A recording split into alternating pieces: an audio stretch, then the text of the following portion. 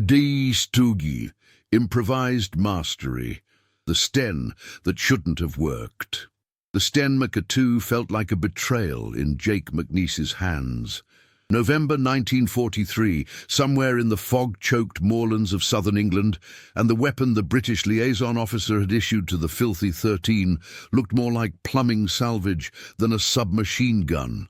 Stamped steel tube, a magazine held together with a spring that could jam if you breathed wrong, and a reputation for firing when dropped or misfiring when squeezed. "Goddamn pea shooter," McNiece muttered, checking the bolt for the third time. Around him, 8 other paratroopers from the 506th PIR were doing the same bitter inventory. American Thompsons went to officers and rangers. The filthy 13, already marked as troublemakers, rule breakers, the squad nobody wanted but everyone needed when things went sideways, got whatever the British could spare. Tonight's mission brief had been deliberately vague, delivered by a young British officer who looked like he'd never touched real mud. Penetrate simulated enemy lines, gather intelligence on a mock German observation post, 3 miles behind occupied territory. Return before dawn. No support, no backup, live ammunition. The kind of training exercise designed to break men or prove them. The real test wasn't the objective. It was whether McNiece could lead his men through chaos with equipment nobody trusted, following tactics nobody had written down, and prove that improvisation wasn't recklessness. It was survival. He'd volunteered, not because he trusted the Sten, but because his squad was watching and someone had to show them that mastering broken tools was the only reliable skill in war. The drop zone was immediate chaos. Fog thick enough to taste, hedgerows and barbed wire turning familiar English countryside into a maze. McNiece found Corporal Chuck Plowder crouched in a ditch within minutes, bootlaces tangled in brambles, cursing the British weather and the British submachine gun that had jammed the moment he'd test-fired it. "Thing's a piece of shit," Plowder hissed, holding up the Sten like evidence. Magazine fell out during the jump, springs bent. McNiece took the weapon without a word. Field stripped it by feel in 30 seconds. Bent the magazine spring back into shape using his boot heel and a flat rock. Not regulation, not pretty, but functional. "You baby it, it'll kill you," McNiece said, shoving the reassembled Sten back into Plowder's hands. "You master it, it'll kill them." Now, alone in a thicket of gorse 200 yards from the objective, McNiece was living by his own advice. His Sten had already jammed twice, once from mud in the chamber, once because the magazine hadn't seated properly. Both times, he'd cleared the stoppage in seconds, fingers moving with muscle memory built from necessity, not manuals. The observation post sat on a low rise ahead, ringed with concertina wire. 4 men, canvas tent, radio mast, a brazier glowing faint orange in the pre-dawn cold. His orders were simple: photograph, mark defenses, slip away undetected. But the wind carried voices, laughter, the clink of tin cups. Too alert, too close. McNiece settled into wet grass, Sten cradled against his chest, and began the agonizing crawl toward the wire. The magazine rattled faintly despite the tape he'd wrapped around it. He pressed his thumb against the magazine release, holding it in place, willing silence into stamped British steel. This was the war before the war. The moment when a rebellious demolition NCO learned that survival meant becoming fluent in failure. If stories like this make you imagine what you'd do under fire, tell us in the comments how you think you'd react in this situation. And stay with us for the next chapters. 70 yards from the wire, 60, 50, every movement deliberate, every breath shallow. The Sten's folding stock dug into McNiece's ribs. The barrel was cold against his forearm. He could hear his own heartbeat competing with distant artillery simulation charges echoing across the moor. At 50 yards, a sentry turned, scanning the darkness. McNiece froze, face pressed into mud that tasted of sheep manure and centuries of English rain. The Sten's magazine threatened to slip again. If it fell, if the bolt clattered forward, if the sentry came closer, the man spat, turned back to the brazier, resumed his watch. McNiece's hands were trembling, not from cold, from the weight of knowing that in 6 months this wouldn't be an exercise. The hedgerows wouldn't be in England. The sentries wouldn't be playing roles, and the Filthy 13's reputation as undisciplined cowboys would mean nothing if he couldn't teach his men to survive with broken equipment and bad odds. Behind the British lines, Captain Herbert Sobel sat in a command tent reviewing the night's exercise roster. He'd argued against sending the Filthy 13 on this infiltration. McNiece's squad was effective but unpredictable. Long hair, mohawk cuts, attitude problems that made other units nervous. Sobel had wanted clean, disciplined paratroopers for the British observers, but Colonel Sink had overruled him. "Put McNiece where the gear fails and the plan falls apart," Sink had said. "That's where we'll need him in Normandy." Now Sobel listened to radio chatter, waiting for the inevitable report that McNiece had been captured or had failed the objective. Instead, silence. The kind of silence that meant someone was still moving. McNiece reached the wire at 40 yards, photographed the position through gaps in the concertina, counted sandbags, noted firing angles. Professional, efficient. His hands steady now, focused on the task. But as he began his withdrawal, a boot scuffed gravel 20 feet to his left. Patrol. 2 commandos playing enemy scouts, moving along the perimeter with casual confidence. McNiece's hand found the Sten's pistol grip. His thumb hovered over the fire selector. The weapon was loaded, bolt forward, chambered round waiting. He'd modified the sear himself, tightened the spring to reduce the Sten's tendency to fire if dropped. The commandos stopped 6 feet away, close enough that McNiece could hear their breathing. One lit a cigarette. "Bloody Yanks," the man muttered. "Bet they didn't even make it past the first checkpoint." The other laughed. "If they did, they're using Stens. Things jam if you look at them wrong." McNiece's jaw tightened. His finger rested against the trigger guard, discipline beaten into him by 1,000 hours of range time.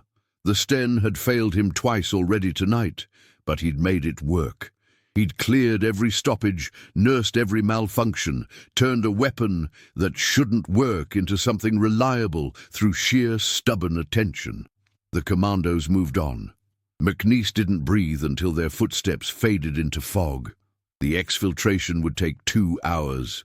A grinding crawl through hedgerows and across open ground, the Sten never leaving his hands, mud working its way into every mechanism he'd just cleaned. This was the lesson England was teaching him. Master everything, trust nothing, survive by knowing your tools better than the men who made them. The rally point was a collapsed stone barn 3 miles from the observation post. McNiece reached it as dawn broke pale and grey over the moor. His uniform soaked through, the Sten caked with mud, but still functional. Plowder and Private Joe Oleskiewicz were already there, looking like drowned rats. Neither had reached the objective. Both had been captured by roving patrols. McNiece dropped the Sten on the ground between them and pulled the film canister from inside his jacket, tossed it to Plowder without ceremony. "Target photographed. Defenses marked. No contact." Plowder stared at the Sten, then at McNiece. "How the hell—" "You don't fight the weapon," McNiece said, his voice flat with exhaustion. "You learn it. Every quirk, every failure point, you make it yours." He picked up the Sten and field-stripped it one last time, laying the parts in the mud like an autopsy. Bent magazine spring, worn sear, barrel fouled with grit. A weapon that shouldn't have worked, that most men wouldn't have trusted. Oleskiewicz watched in silence. He'd seen McNiece work on that Sten for 3 days before the exercise, memorizing every tolerance and weakness. Had watched him modify, adjust, improvise, not because regulations allowed it, but because survival demanded it. In Normandy, Oleskiewicz said quietly. "We're not going to have 3 days to prep our gear." "No," McNiece agreed, reassembling the Sten with practiced ease. "We're going to have whatever we hit the ground with, scattered across God knows where, half our equipment lost or broken. So you learn now. You master broken things now, because when it matters, there won't be time."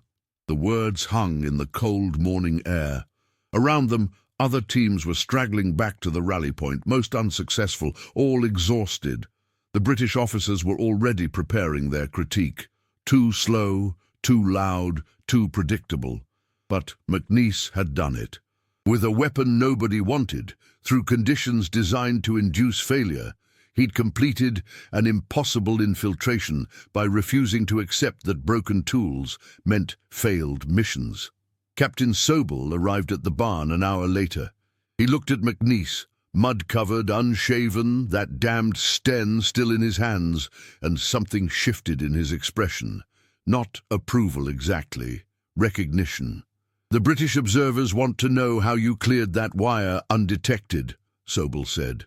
"Patience," McNiece replied, "and a weapon I understood better than its manual." Sobel nodded slowly. He'd spent months trying to discipline the filthy 13 into regulation paratroopers. But standing in that barn, watching McNiece clean a Sten that had functioned perfectly through a mission it should have failed, Sobel understood something Colonel Sink had known all along. The men who would survive D-Day weren't the ones who followed manuals. They were the ones who could improvise, adapt, and turn failure into function through sheer stubborn mastery. "Get cleaned up," Sobel said. "Debrief at 1400. As he walked away, Plowder leaned close to McNiece. "You think it'll really be like this? In France?" McNiece looked at the Sten, then at the fog slowly lifting over English fields that would never see real combat. "Worse," he said, "but we'll know how to survive it." "Dreamed. Would you follow the orders exactly, or trust what your own eyes and instincts tell you in a moment like this? Comment which path you'd take, and share this episode with someone who loves real human stories from history. The debrief happened in a Quonset hut that smelled of diesel and stale coffee. British and American officers sat around a field table covered with maps and aerial photographs. McNiece stood at attention, the Sten resting against his leg, still covered in dried moorland mud. A British major opened the folder containing McNiece's mission photographs. "Sergeant, your infiltration succeeded where every other team failed. The observers noted you cleared a wire perimeter we considered impenetrable, photographed targets from less than 30 yards, and exfiltrated through 2 patrol patterns without detection." McNiece said nothing. "What we don't understand," the major continued, "is how you maintained operational security with a Sten Mk II. Our reports indicate the weapon jammed at least twice during your approach." "3 times," McNiece corrected. "Once in the chamber, twice with magazine seating." The room went quiet. Another officer, an American Colonel McNiece didn't recognize, leaned forward. "And you cleared all 3 stoppages in the field? Under observation? Without being detected?" "Yes, sir." "How?" McNiece picked up the Sten. For the next 20 minutes he demonstrated what he'd learned through 3 days of obsessive study and 1 night of desperate application. How the magazine spring bent under pressure and needed preemptive adjustment. How mud in the ejection port could be cleared silently with a fingernail rather than racking the bolt. How the sear could be tightened to prevent accidental discharge. How the entire weapon could be field stripped and reassembled in darkness by touch in under 40 seconds. The British major looked uncomfortable. "Sergeant, what you're describing is extensive, unauthorized modification of a standard-issue weapon." "Yes, sir." "That's against regulations." "Yes, sir. And you did it anyway." McNiece met his eyes. "Sir, regulations assume weapons work as designed. On the ground at night, with half your gear lost in a drop and Germans closing in, that assumption will kill men. I modified the Sten because I needed to trust it with my life, and because my squad needed to see that broken equipment isn't an excuse. It's a problem you solve. Captain Sobel stood from the corner where he'd been observing. The sergeant's methods are unorthodox, but his results speak for themselves. The American colonel nodded slowly. Sergeant McNiece, you'll be attached to our Advanced Weapons Familiarization Program for the next month. We need every paratrooper in the 506th to understand what you've demonstrated, that improvisation isn't recklessness. It's a survival skill. McNiece felt the weight of those words. In 6 months he'd be jumping into Normandy. The filthy 13 would be scattered across hedgerows and flooded fields, exactly like the moorland exercise. Equipment would fail, plans would collapse. And the men who survived would be the ones who'd learned to turn broken tools into reliable weapons. After the debrief, Plowder found McNiece outside the hut. "They're going to make you teach classes on improvising." "Looks like. That's insane. Half the officers here think you're insubordinate." McNiece lit a cigarette, looked at the Sten still in his hands. "Maybe. But when we're on the ground in France, when everything's gone to hell and the only weapon you've got is something broken you found in a ditch, you'll remember this. You'll remember that mastery isn't about having perfect gear. It's about making imperfect gear work anyway." That night, alone in his bunk, McNiece couldn't sleep. He kept thinking about the wire, the patrol, the magazine that had almost slipped, the 3 stoppages that could have been death sentences in real combat. He'd succeeded tonight through preparation, focus, and stubborn refusal to accept failure. But he also knew the truth that would haunt him through Normandy and beyond. Improvised mastery only worked if you survived long enough to learn the lessons. And in real combat, not everyone would. What the official after-action report didn't capture, what McNiece never told anyone, not Plowder, not Sobel, not even the British officers who wanted to use his methods in training manuals, was how close he'd come to complete failure. 42 yards from the observation post, with the magazine threatening to slip for the 3rd time, McNiece had made a choice. He'd pressed the magazine release deliberately and let the 32-round magazine slide free into his hand. Then he'd cleared the chamber, rendering the Sten completely inert. For 3 full minutes, he'd lain in the mud with an unloaded weapon, manually reseating the magazine spring with his thumbnail, bending it back into proper tension by feel alone. If the patrol had come 60 seconds earlier, if the sentries had been more alert, if anything had gone even slightly wrong, he would have been captured, or worse, forced to defend himself with an empty weapon against armed men. The report said he'd maintained operational security through superior fieldcraft and weapons knowledge. The truth was, he'd gambled everything on his ability to fix the Sten faster than the British could discover him. And he'd won by less than a minute.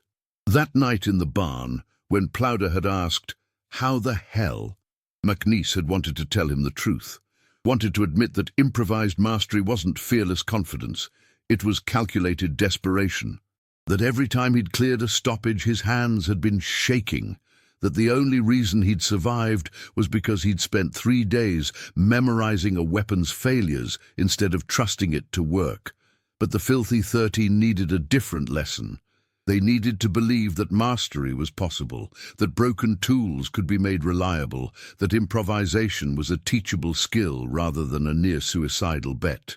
So McNiece had lied by omission, had demonstrated competence and hidden the terror beneath it. 2 weeks later, teaching weapons familiarization to other paratroopers in the 506th, McNiece found himself repeating the same lesson. Master your equipment. Don't trust what you're issued. Understand it. But every night, alone in his bunk, he'd field strip his Sten and think about those 3 minutes in the mud, about how close genius and recklessness actually were, about how the line between mastery and foolish luck was thinner than detonation cord. A fellow instructor, a sergeant from Easy Company, had asked him once, "You really think you can teach guys to improvise like you did?" "No," McNiece had admitted, "but I can teach them that when equipment fails, freezing is what kills you. Moving, even if you're not sure it'll work, that's what keeps you breathing." The sergeant had nodded, but McNiece could see the doubt. Could see the unspoken question: what happens when someone tries your methods and fails, when they make the calculated bet and lose? McNiece didn't have an answer. Not then, not 6 months later, jumping into Normandy with a Thompson instead of a Steen, knowing that dozens of men he'd trained were about to test those lessons against real bullets, real Germans, real consequences. The secret he carried into France wasn't about weapons or tactics. It was the knowledge that he'd built a reputation on a moment of desperation that could have easily destroyed him. And now other men would risk their lives following his example. June 6, 1944. Jake McNiece jumped into Normandy carrying a Thompson submachine gun. Reliable American steel, none of the Sten's temperamental quirks. But within 3 hours of landing in the hedgerows south of Sainte-Mère-Église, he'd watched 2 men from his weapons familiarization classes improvise their way through jammed weapons and scattered equipment exactly as he'd taught them. One succeeded, one didn't. Private Danny Cortez had cleared a stoppage in his M1 under fire, using the techniques McNiece had demonstrated with the Sten. Calm hands, muscle memory, refusing to panic when metal failed him. Cortez survived the first day and fought through to the end of the war. Corporal Michael Brennan had tried the same techniques with a captured German MP40, had field-stripped it in a ditch while enemy troops moved closer, betting he could reassemble it before contact. He'd lost that bet. The official report said, "killed in action." McNiece knew the fuller truth. Killed while trying to master a weapon the way McNiece had taught him to. Standing in a muddy Norman hedgerow at dawn, listening to scattered firefights echo across flooded fields, McNiece had thought about the Sten, about that November night on English moorland, when improvised mastery had seemed like the answer to everything, about how teaching men to adapt and improvise had saved some, and condemned others to believing they could control chaos through sheer will and weapons knowledge. Lauder had found him there, the older paratrooper's face grim with news about Brennan. "Not your fault," Plowder had said. "Isn't it? You taught us to keep moving when gear fails. Brennan would have frozen otherwise, maybe died anyway." McNiece had wanted to believe that. Wanted to believe that the gift he'd given his men, the refusal to accept broken equipment as an excuse for failure, was worth the cost it sometimes extracted. 50 years later, sitting in his Oklahoma living room with a historian's tape recorder running, McNiece tried to explain what the Sten Mk II had really meant. "People ask about the demolitions," he said, his voice carrying decades of distance. "The bridges we blew, the roads we held, but the thing I think about most is a training exercise in England, British gun that kept jamming. Me lying in the mud, manually fixing a magazine spring with my thumbnail, betting I could repair the weapon faster than the enemy could find me." The historian had looked confused. "That wasn't in your service record." "No, it was just training. But it taught me something about improvisation that I carried through the whole war, and maybe taught it a little too well to some of the men who didn't come home." The recording stopped there. What McNiece didn't say, what he couldn't say to a historian or anyone who hadn't lived it, was how the weight felt. How teaching men to master broken things had saved hundreds of lives and maybe cost a dozen others who'd gambled on field-stripped weapons in ditches and lost. The Sten Mk II from that November night sat in a British military museum somewhere, McNiece had heard.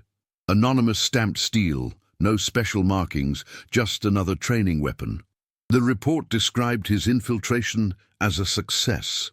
Other paratroopers read about his improvised mastery and tried to learn from it. But the real lesson, the one McNiece carried in his chest for 70 years, was simpler and heavier. Improvisation could save your life or end it, sometimes by margins measured in seconds and luck. Teaching men that they could master chaos was both the most important thing he'd ever done and the burden that never quite left. On quiet nights, when freight trains rumbled past and the sound of steel on steel brought back memories, McNiece would sometimes think about the Sten, about Cortez, who'd lived, about Brennan, who hadn't. about the thin line between mastery and recklessness that every soldier walked, and how teaching others to walk it was a responsibility that felt heavier than any explosive charge he'd ever carried. The official history called him a hero. The medal citations used words like exceptional courage and superior tactical knowledge. What they didn't mention, what they couldn't, was that heroism for a demolition NCO often meant teaching desperate men how to survive with broken tools and impossible odds, knowing some wouldn't, and living with what that knowledge cost. The Sten had worked that night in England, and that success had become a lesson that echoed through Normandy, Market Garden and beyond. A lesson about improvisation that saved lives and haunted the man who'd taught it. McNiece died in 2013, carrying those contradictions to the end. The legend remembered the bridges blown and the impossible missions completed. The man remembered the weight of watching students try to master chaos and sometimes fail. Both versions were true. Both versions mattered. And the distance between them was the real cost of being Jake McNiece. If this story reminded you that behind every medal and mission report there's a human being carrying memories we'll never fully see, subscribe to the channel, tell us which country you watch from, and invite someone to revisit history with us in the next story.